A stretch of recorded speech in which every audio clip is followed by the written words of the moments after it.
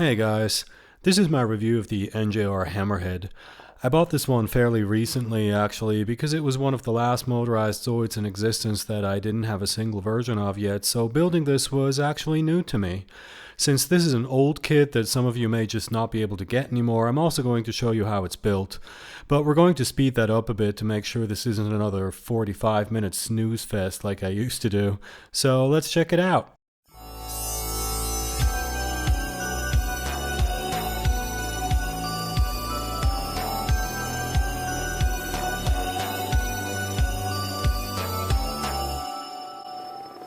Robo Shop.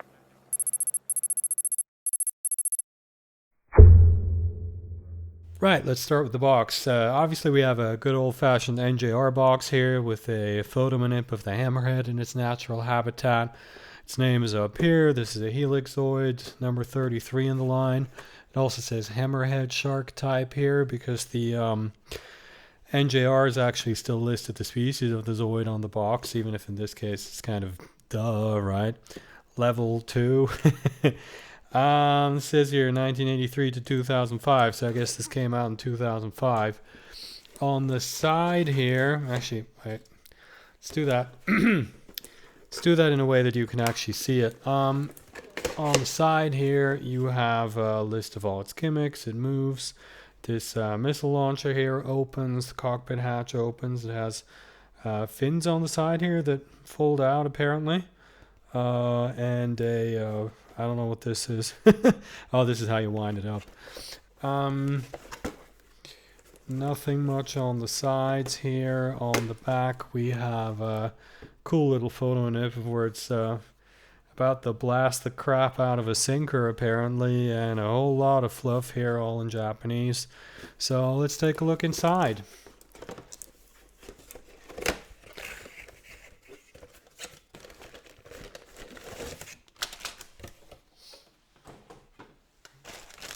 So first off, I have an instruction booklet here that looks a little yellow, to be honest. This thing,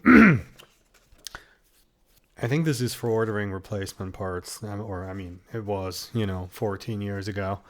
Let's put that to the side here and take a look at the sprues.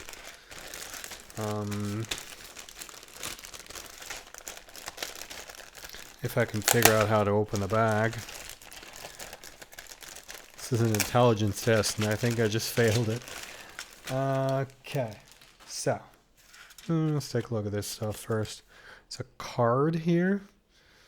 The little bag with, the motor, a bunch of gears, sticker sheet, the cockpit, which interestingly actually is pre-painted. So this appears to be the cockpit hatch. And yeah, it's pre-painted on top so that you have this sort of slit here that you peek out through. Stickers. I don't know how well this is going to be visible, but pretty much just standard NJR fare, a bunch of Helix logos, RZ033, and sort of the usual warning markings. This is also crumpled up pretty badly. I don't know how well these stickers are still going to stick. So here we have the armor, which sort of this, I don't know what you'd call that color, to be honest. It has a lot of silver painted on it, obviously, from the factory. All looking pretty sharp. I'm not seeing any glaring mistakes. Just the usual marbling, like here. Like all these parts have stuff painted on them. There's like this weird little turret. I remember this is one of the things. This was one of the things I really didn't like about the Zoid back in the day. But we'll talk about that later when I do the review. Some mechanical bits, more armor, more pre-painted detail all over the place. It's maybe the most pre-painted stuff on any Zoid ever. The guns are in silver. More armor, very nicely detailed. A lot of pre-painted stuff. And these are the boosters. Yeah, so take home from this part, I would say, is pre-painted pre-painted parts, or I should say pre-painting on every single one of the armor colored parts except these little fin pieces here, plus 2 small sprues of silver pieces that don't have pre-painted stuff on them. But yeah, pretty cool. All right, so I'm gonna get this stuff off the sprues and then we're gonna continue.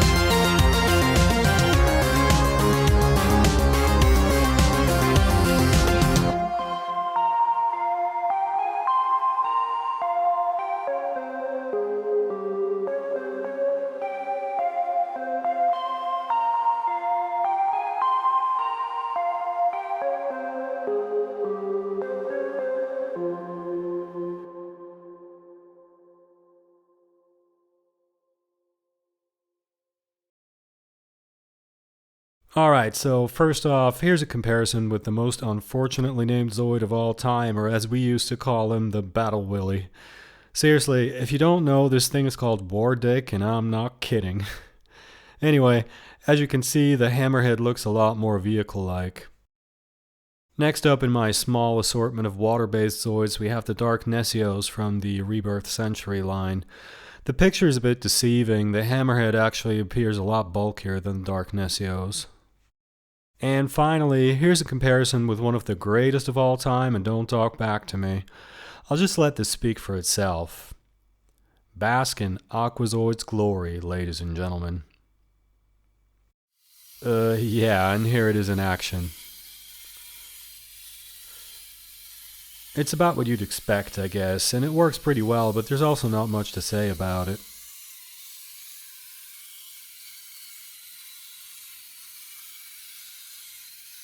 Aside from the flappy fins, the Hammerhead also has these hidden cannons in his head.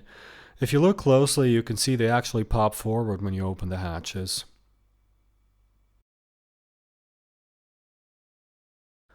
So, as I said at the start, I only bought this one because there are almost no motorized Zoids left that I've never built before, so as far as that goes, it was worth it, but I never bought a Hammerhead back when it was new because I didn't like it, and that hasn't changed much.